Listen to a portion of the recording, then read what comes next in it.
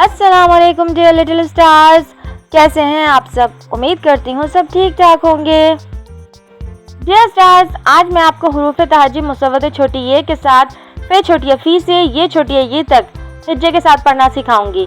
तो चलें क्लास शुरू करते हैं। फे छोटी फी, ऑफ छोटी की, काफ छोटी की, गाफ छोटी गी, लाम छोटी ली, मीम छोटी मी, नून छोटी नी, वाव छोटी वी, हे छोटी ही, हमजा छोटी ई,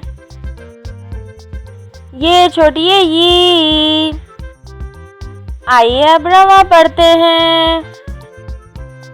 फी, की, गी, ली, मी, नी, वी, ही, ई, ये।